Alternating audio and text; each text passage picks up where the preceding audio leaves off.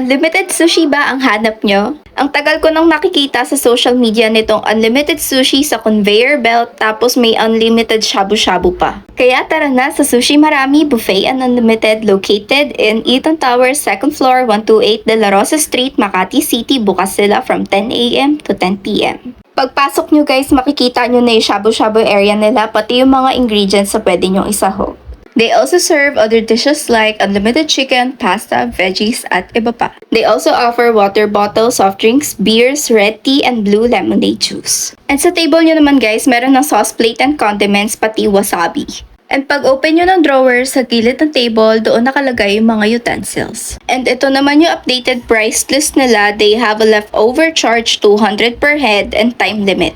Imagine guys, napakadami nilang ino-offer na sushi sa conveyor belt and napakasarap lahat nun kaya hindi ko napigilan yung sarili ko.